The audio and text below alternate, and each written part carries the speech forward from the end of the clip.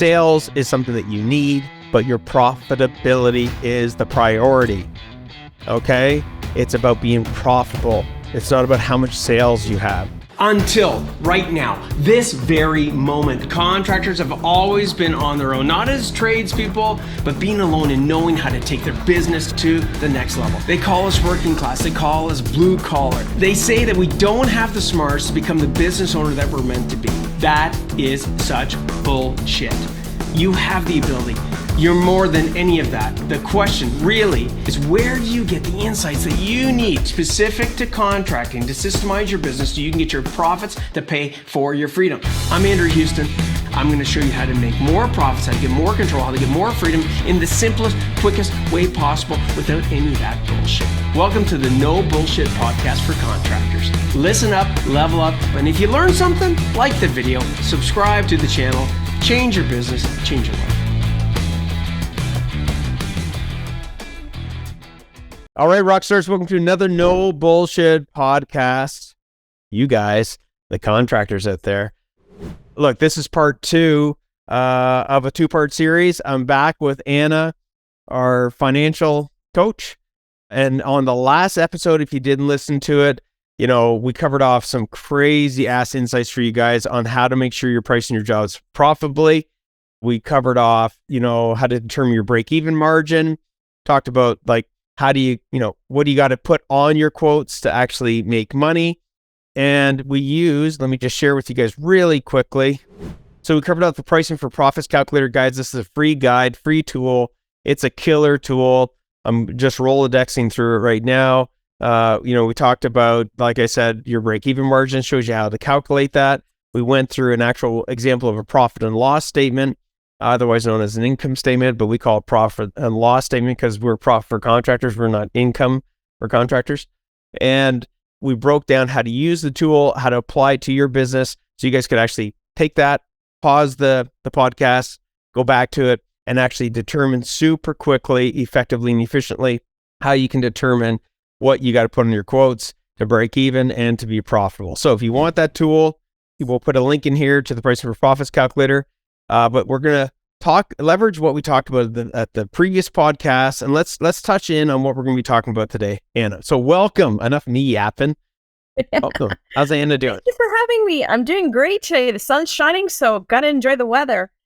So today we're going to talk about what happens if you don't price properly. What happens if you have a loss, and what it's going to take to make up that loss. So we're going to do a little examining, give a little example, just to show you the effects of not pricing profitably. I love it. Now, I say this quite often at the beginning of these No Bullshit podcasts because I'm so passionate about it not being bullshit, okay? I listen to lots of other podcasts that are great, but I also have come across many podcasts where people are, yeah, you need to price your jobs profitably. Yeah, you need to do this. You're like, well, okay, well, how the hell do I do that? So we're going into the details, guys, okay? So here's an indicator if you should be listening in and continue listening on this podcast or not. If you're an owner of a contracting company and you want to make more profit on the jobs that you price, you might want to listen on this one. If you're a contractor owner and you've often wondered, like, why is it that the more sales I get, I'm not making more money? I don't really know where my profits are going. It just doesn't seem to make sense. You want to listen to this podcast, okay? And for those of you where pricing profitably and making more profits as a contractor, if it's not of interest to you, then definitely tune this sucker out. Maybe you got better things to do with your time. And that's where we're at. Okay, so let's get into the nuts and bolts of this right away. So, whether or not, the same things what I said before and on the previous one, what we're about to cover off today, it doesn't matter what, the same question as last time. Doesn't matter what trade you're in, where you're located, team size, doesn't matter? It doesn't matter. None of those things matter. And even to the point of industry, this is all basic numbers. It's data-driven decisions, and data doesn't lie. And no matter where you apply it, you can figure this out. Look, guys, it basically applies to any business owner, but again, we focus in on helping specifically contractors. We know contractors. I'm a contractor. A lot of our coaches, have a contracting background or currently have a a contracting business as well. So look, let's get to the nuts and bolts of this. Can you shed some light on the impact of pricing incorrectly, Anna, when it comes to, a contractor, an owner listening in right now? And like, what does it take to recover from it? Let's talk about that. All right. So when a contractor isn't pricing properly, you're probably suffering personally because you can't pay yourself, which means now you're creating this stress and this chaos to your life because you're like going, why am I not winning the battle here? You think you've got your numbers down, and when they don't work out in the end, it comes down to, did you price it properly? Did you take those controls? Did you look at those expenses that aren't necessarily job related, but you still have to pay, which includes your salary, which includes advertising dollars. It's those labor burden expenses that are on top of it. So we have to make sure we're taking a look. Recovery isn't easy because you're having to catch up and move forward. So you're actually adding more stress to it, and catching up can be harder because you have these additional costs that you're going to now incur. And let's be honest, when we quote, how many times are we successful on our quotes? So how many more jobs are you going to have to quote to recoup that income? Love it. So let's use an example, okay? And I've used this example many times before, but we have to definitely use it again, and I'm going to use it again and again and again to hopefully, put a nail in the coffin so that you guys understand the impact of this. I don't care what time of the year that you're listening to this podcast, but I'm going to emphasize this time of the year. Why? Well, it's springtime, okay? And for contractors, if you're not a contractor, if you don't have a background in being a contractor, you don't really understand what that means. So in the world of being a contractor, what that means, and you guys know this, it means that things are ramping up. It means that more and more people are asking for quotes. It means that if it hasn't already happened, you're starting to hit maximum capacity, okay? You're starting to get busy again if you're not already swamped. If you're even an average, even that good of a contractor, you should be busy right now. If not, in the next month, you should be like just packed, all right? And the reason for that, and where am I going with this? I'll tell you in a second. The reason for that is that there is a massive shortage of contractors out there. Okay? And there's way more demand than there is supply. And that's about to increase exponentially in the next 10 years. We're going to have one of the greatest exits of small businesses, and one of the biggest, areas where that's going to happen is the contracting space. One of the other spaces, just throwing out there is farmers. Okay. So like for farmers, in the next 10 years, over 40% of farmers are going to be retiring. It's very similar for tradies as well, because of the demographics, the age, and what have you. Okay. So what the hell's that got to do with anything? What it has to do, team, is you are in a position, I can't stress this enough, to make more profits than you've ever had. All right. But to do that, you got to know how to go about prices, to price your jobs properly. So let's use this example. All right. If we got a contractor, and leveraging for similar numbers that we use on the last podcast, is $1 million contractor. All right. And he loses, because he's not pricing his jobs profitably, he loses like $20,000 in the span of a year. Okay. On the $1 million in sales that he does, he's lost, in this example, $20,000 because he's priced his jobs wrong. And let's put this into perspective, guys, so that you can really make this resonate with you. If he did 20 jobs in a whole year, which all of you contractors do more than 20 jobs in a year. So I'm just sandbagging this, okay? I'm using an extreme, so I'm making a point. If he quoted 20 jobs and lost $1,000 on those 20 jobs because he priced it incorrectly, it easily adds up to $20,000 in a year. So I don't care if you're a $500,000 contractor, doing a couple $100,000 a year, doing 10 million, 20 million. The point is, it only takes small little errors along the way. Correct, Anna? Yep. To add up 1,000 here, 500 there, 2,000 here, to all of a sudden you've lost over the span of a year, not even knowing it, 20 grand in this case. Okay. Now, somebody listening in as a contractor might be like, okay, it's 20 grand. What's the big deal? I mean, this example, Andrew and Anna, the guy did $1 million in sales. Freaking 20,000 is like, it's really not that big of a deal in comparison to the $1 million that came in. This is where you get it wrong. Correct, Anna? Oh, it's where everyone gets it wrong. Totally. So let's say this contractor, most contractors that come to us, they're lucky if they're even doing 10% net profit. But let's use the example that this $1 million contractor is doing 10% net profit. And at that $20,000 that he lost over that year, because he priced the jobs not profitably, what's the impact? Well, for the next year to make up that 20,000, they're going to need to have another $200,000 in sales to make it up. And it's 200,000 because you still have your cost of goods to consider. You still have your operating expenses that you have to consider in this equation to get back that 20,000. Guys, are you hearing this? So $20,000 loss over the span of a year on 20 jobs that were won, right, awarded and quoted, that you ended up doing equates to you having to go and land $200,000 worth of sales in the coming months, coming quarters, coming year to pay for the $20,000 that you lost in pricing the jobs incorrectly. Think about that. $200,000 for $20,000 in lost profits because you quoted the jobs wrong. Now let's amplify this. Okay. So if you guys are thinking it's only $500 here, it's only $1,000 here, it is not only $1,000. It's not only $500. It's not only $20,000. It's what do you have to do as far as sales to pay for that loss?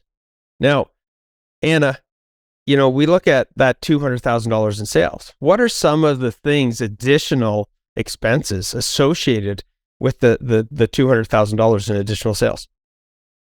Well, you're going to have you have to look at equipment. If your equipment's already utilized, do you have to rent more equipment? Do you have to hire more guys? How many quotes? How much time are we going to be spending to quote to win $200,000 worth of work? There's a lot of time that you're spending to get this stuff ready. And if you only win 50% of your jobs, does that mean you're quoting 40 jobs? Are you quoting 50 jobs to make up that 200,000, depending on the type of business you are? Mm-hmm. And one thing we didn't mention, Anna? Anna, they go and land that $200,000 worth of work. They go and do the $200,000 worth of work. Okay. Which has to be profitable, correct? At the 10%. Okay. How much money do they left? They break even. Everybody hear this? What does break even mean? They're not ahead. They're not behind. They're just even. Guys, get this? Okay. So that you're even from a specific financial mathematical sense. But what people don't get is you're actually not breaking even. Back to what Anna said. All the time that you've got to put in to quote how many jobs to land those that additional $200,000 in sales. The wear and tear, correct me if I'm wrong, Anna, like think about it. Equipment wears and tears in the realm of being a contractor, doesn't it? It does. And we also didn't even mention what type of clients are we catching now? Are we looking at any client? Are we not looking at Class A? Are we going to our Class B clients just to make up that revenue as well? Totally. So when you think about this, one of the questions that I hear all the time, Andrew, I just can't get ahead. I don't understand. Andrew, we're quoted all this extra work. I actually did $1.2 million in sales this year versus the $1 million I did the previous year. And I'm no further ahead. I've got less money in the bank. This doesn't make sense. Guys, hopefully this is making sense now. You have got to, back to my original thing I was talking about regarding seasonality.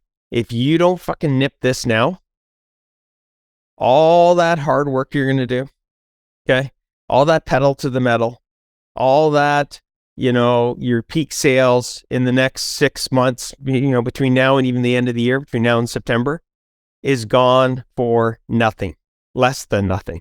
All right. You've got to be obsessed. Correct. I mean, seriously, yeah, like maybe I'm using the wrong word, but you literally need to be motivated, obsessed, and driven to learn your financials as a contractor. For sure. And the biggest thing too is doing a back costing of those jobs to find out where you went wrong to make those corrections for your future pricing as well. Like, we can't even stress the back costing side of it, which is a whole nother conversation. Yeah, exactly. Maybe that's another podcast we got to do. Cool. Maybe. Okay, cool. So, we'll do that, team. Okay, we'll do a conversation on this back costing. So, what is some of the things that these contractors can do? Like, there's tens of thousands of contractors listening to this podcast. They've made those errors in pricing. They're now smart enough to go back to part 1 of this podcast and identify and get clarity of making sure that they are pricing their jobs properly. Okay. How do they rectify this problem? Like, what's some of the things they can do? Some strategies to get back on track.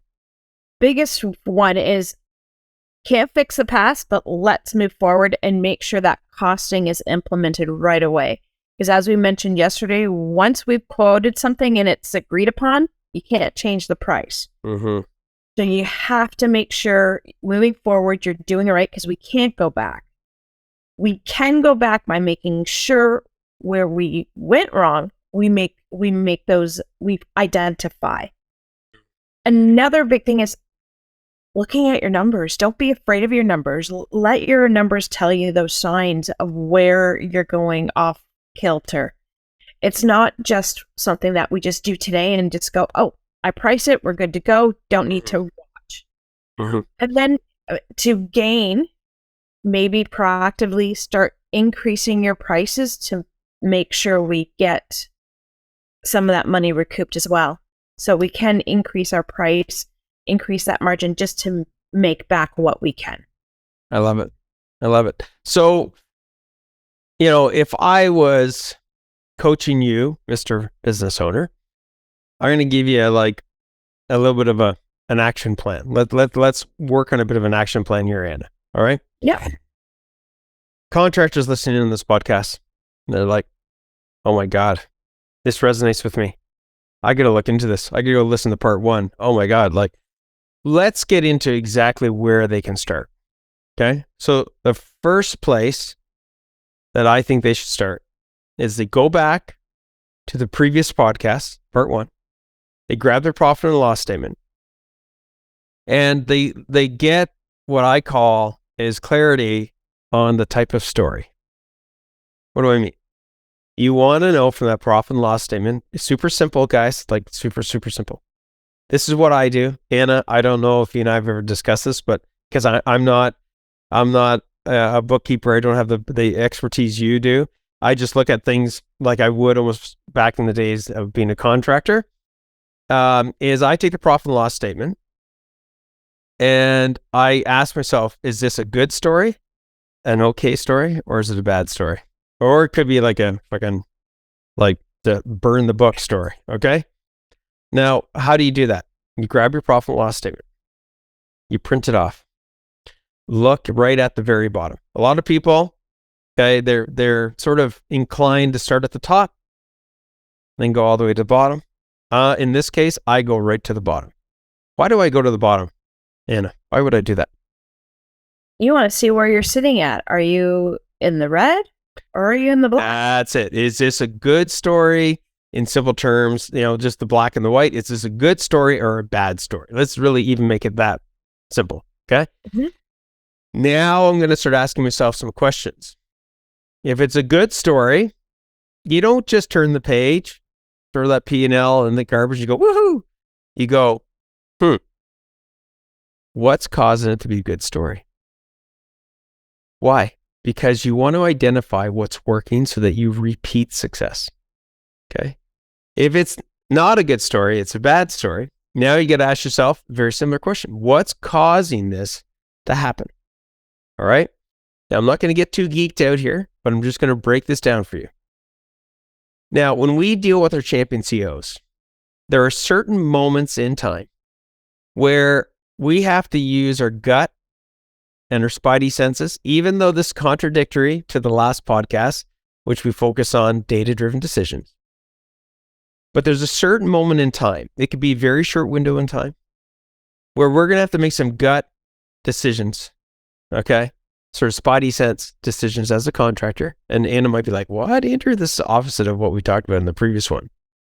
Well, let me explain. If it's a bad story, it's going to be because of not just one thing, it's going to be because of several things. But we have to try and break this down into, and we did talk about this in the previous podcast, okay? We want to break it down by service. So if the overall profitability is not where we want it to be, that doesn't mean that certain services aren't profitable.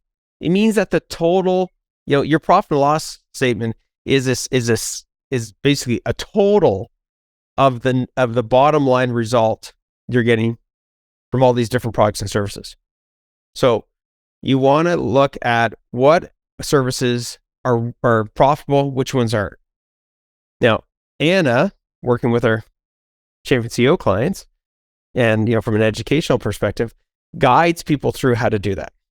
Right, Anna? Like as a bookkeeper, what would be some of the things that a bookkeeper would have to determine to be able to segment, in the profit and loss statement or someplace, which types of work is profitable?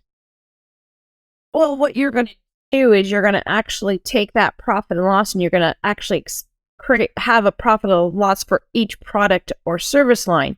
So you can analyze each one and see where you're got it right and where you don't have it right, and where you're like, I need to tweak here and there. Perfect. What would be some of the starting points that they would look at? By the way, everybody listening in, what Anna says might be a little bit different than what I'm saying. This is like the real deal, guys. Like we've prepped for this call, but it's also the No Bullshit podcast. So we're actually having a real conversation here. Okay. So just giving everybody that kind of insight. So Anna, where would you start? For me, I would actually run a profit and loss by, and I would look at each line. I would look at where we are at the bottom. I would look at where our cost of goods are for each product line. Mm-hmm. I would check where our operating or overhead is for each product line, mm-hmm. and make sure that allocation makes sense for each of them. Because some vehicles, so your service vehicle is only for your service type revenue coming in. So that's the type of expense. Are we actually creating a profit pricing model that's appropriate for each product line? Because you can't really do it blanket. You can't do it blanket, guys. Okay, so Anna is bang on from the Anna world. Now, what does that mean? Now we're going to bring the no bullshit world.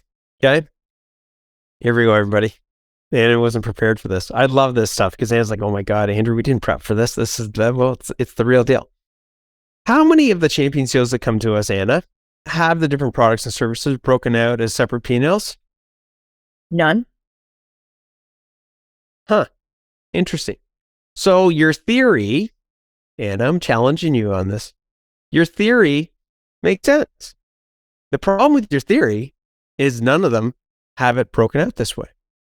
So now back to giving some guidance on this, okay?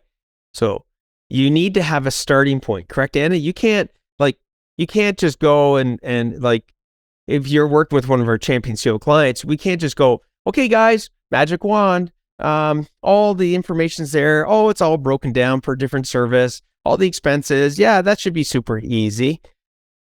There's got to be a starting point, okay? And the starting point is you've got to pick one of the services to start with. Is that true? Yes. So now back to what Andrew said earlier. Using your spidey sense and your gut. So if a champion CEO client is working with Anna, one of the things that has to be done is we have to use our gut and our instincts at this stage. Why? because we don't have the data broken down yet to make the data-driven decision. So the decision that we have to make at this stage, this is what I want you to really, really think about, is what does your spidey sense tell you is the type of service, which service do you feel from a pricing perspective, right, from a quoting perspective, that you have the least amount of confidence in, that you almost feel, for some of you, that I don't think that one's making money.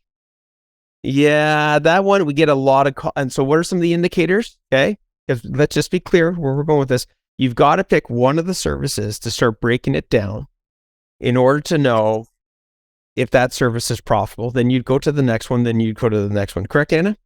Yep. Okay. Otherwise, it's going to take us 6-9 months if we try to get it all done at once. Correct? Yeah. Small bits always works. Say that again. Small bits always work, taking it and dissecting it one by one. I love it. Okay. So the way to go about picking this, there's a couple of different approaches. Anna, you give me a slap in the back of the head if I'm off. Okay. You want to go with which one, first of all, you think has the greatest leaks in it. The one that you think is losing the most amount of profit. Do not pick the one that you're most confident in that's profitable. The reason being is, what are we trying to do here? We're trying to plug the leaks in the bucket of profit. Okay. In this case, in a pricing perspective. Okay. And even beyond that, even like this was going to involve, which is going to be another podcast about back costing, like actually doing the work and what have you. But guys, you got to pick one. Pick the one that you think has the biggest holes in it. Because when you can identify how big the holes are in it, when you're able to fix that, it's going to have the greatest impact on your business and on your profitability. Okay? Would you agree, Anna, or disagree? I agree with it. And if you're not too sure, maybe the one with the smallest profit margin, to take a look at that one, the one that has the smaller profit margin, to find out there might be more holes or there might be a little bit more wiggle room to actually increase that profit margin. Love it. Love it. Okay. Now, there's no perfect, like you have to assess this yourself, everybody. I'm going to throw another piece to the equation. Okay. In the decision-making factor. If in an ideal world, it's not always ideal, but let's look at the ideal world. Okay. Some of you it's going to apply, some of you it's not. You go and you pick the one. Ideally, you pick the one that you're like, I'm pretty confident we're not making that much money on. Like Anna said, we don't put that much margin on it. What would be ideal on top of that is that one is actually the simplest one. I mean, that means the least complex. Okay. As far as gathering the data of expenses and things of that nature. A lot of cases, okay, the easiest one is the service side of the business. There might be 1 or 2 employees, might be 1 truck.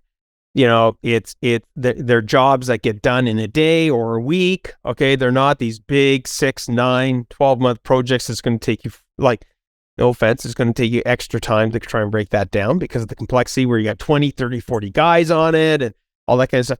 Start off with something, okay, that is going to have, apply this acronym. Everybody write this down. ICE. Yes, the word is ICE. Which one do you think is going to have, that if you pick, is going to have the biggest impact, that you have the greatest confidence, okay, in your spidey sense going, I'm pretty confident that one's not making money. That's the easiest to gather the data and work out this P&L for. Would that make sense, Anna? Yeah, very much. Right. So now they figure this out. So now you all know where to start regarding breaking this down. They find out, holy shit, we're losing a ton of money on this thing, on this service. Now what do they do, Anna? Once they find out the holes, or find out the areas that they can make changes and differences in. Mm-hmm. Even sometimes it may be put a pause on this one if there's not a lot of margin or ability to clean it up, and focus on your bigger revenue generator. Work on getting more of those better profit margin jobs over these service jobs that have a little margin. Maybe these are your fillers, right, for when you work quiet. Love it. Now, Now they go and gather that information, and they go and grab that information. And how could they apply part one to this? They now have this little mini profit and loss statement. What are they going to be able to do, Anna? In part one? To find out where their break even is. Everybody listen to that. Now you're going to be able to use the previous podcast, figure out what the break even is, figure out what the profit break even is, and then you're going to be able to look at, holy shit, I'm quoting it at 20%. Just the break even, I need to be at 30%. To make any money, I need to be at 40%. Then you're going to ask yourself a really smart question.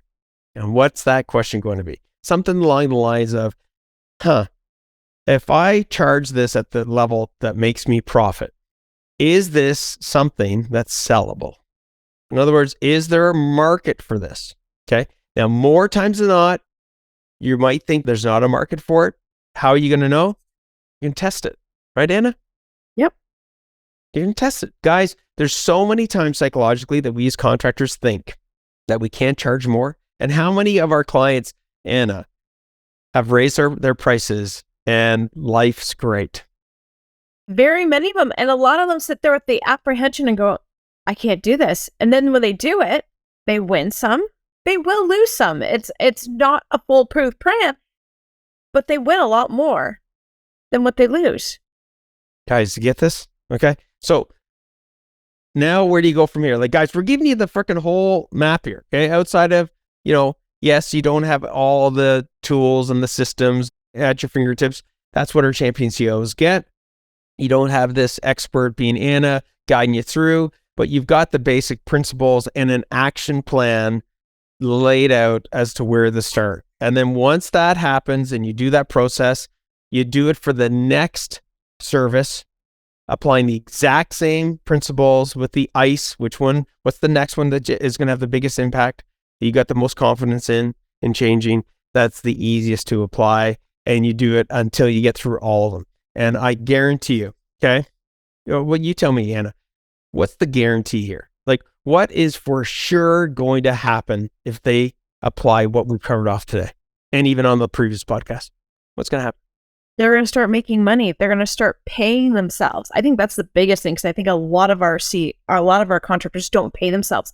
They'll actually start being able to pay themselves and not feel the stress of dealing with living and surviving. So currently, a lot of contractors don't win every quote. It's still going to happen with. You're not supposed to. It's true. You're not supposed to. Okay. So raising your prices, you're winning the jobs that you're going to make money and be able to pay yourselves. And that's the biggest thing.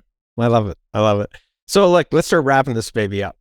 Yeah. All right. And I got a little bit of a gold nugget of insight that I want to share you guys. Okay. I got a question that I'm going to ask you. Now, keep in mind, you want to get your hands on the pricing for profits calculator, click on the link, get it, use it, apply, go back to the part one that we did, download your profit and loss statement. Guys, I don't give a shit if it takes you, like, seriously, take some time on the weekend. I don't care if you got to get up at 4 a.m.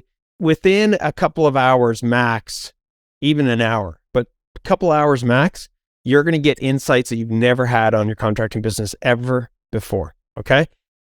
That's not the golden nugget I'm going to give you, but I'm going to go to Anna. What would be one or two things that you want to say to an owner of a contracting business listening in? We have to put some time into this. You do have to put some time into it, but the benefit you're going to get out of it by pricing profitably, it's a game changer. It's totally a game changer. And by not doing it, you're just going to continue that circle of, why am I doing this? Why am I not making money?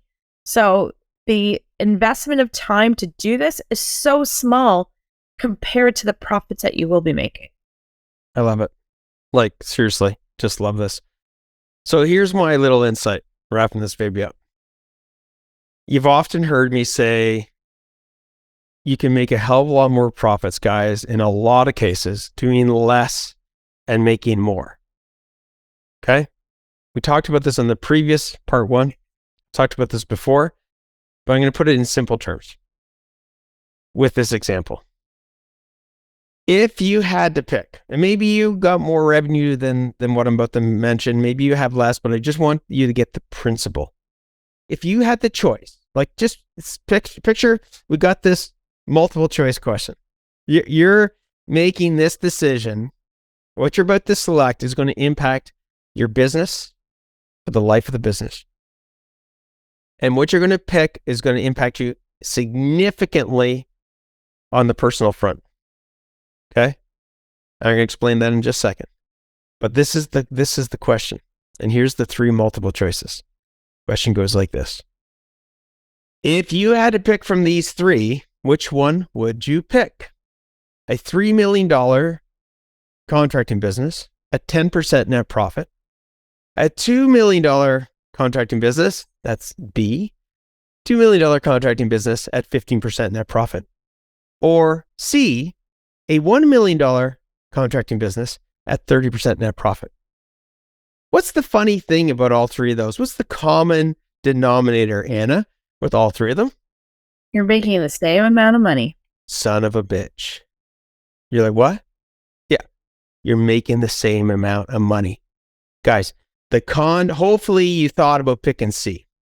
The contractor that picks C has to do like 3 times less the amount of work, 3 times less the amount of quotes. He's going to actually work with better clients that understand his value. He's going to, make that, $300,000 with way less effort, way less team members, way less trucks, way less equipment, way less managing jobs. Okay, like literally 3x less. And you're like, really? Yes, guys. So when you're looking at your business, okay, here's where I want you to get an eraser, okay, and delete this principle. It's not as a contractor. This fucking drives me crazy, okay? When I ask contractors and they come in, they all know their sales. How many of them, Anna, know what their profitability is? None. You're right. Guys, your profitability is the priority, okay? Sales is something that you need, but your profitability is the priority, okay? It's about being profitable. It's not about how much sales you have, okay? That's what I want you to get out of that example. Less can be more. So this is another No Bullshit podcast for contractors. Seriously think about what I just said and what Anna said and what we covered off in this podcast, the previous one. Use it. Anna, should they get their bookkeeper to watch this? For sure. And make sure the bookkeepers understand your business. Mm-hmm. Anna, if the bookkeeper, just really quick, if the bookkeeper doesn't know these things, what would that tell you as far as rating them as a bookkeeper? For your business, they're going to be a low-rated bookkeeper because they need to understand how you operate. They need to be able to pull things to your attention. So if they don't understand how a contracting business runs, how are they going to be able to troubleshoot things or make you aware by going, hey, client, you need to be aware this is going down? Love it. All right, guys. Thank you, Anna. You rocked the house, and you stimulated a conversation of future podcasts. We'll talk about back costing, soon. We'll talk about other aspects of financials soon.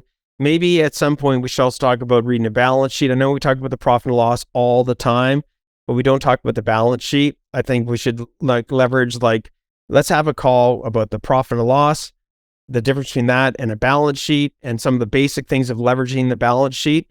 And then, let's just keep bringing amazing value to these amazing contractors. And that's it. Thanks again, Anna. Great. Can't wait for next time. Okay, we'll see you on the flip. All right. See you later, champions. Hey, rock stars. Thank you for watching the No Bullshit podcast for contractors. If you enjoyed this episode, hit the subscribe button. And if you're serious about growing and need help, click on the link below. Myself and my team would love to help and give you the necessary tools so you can take your contracting business to the next level. And remember, dominate, delegate, and deliver.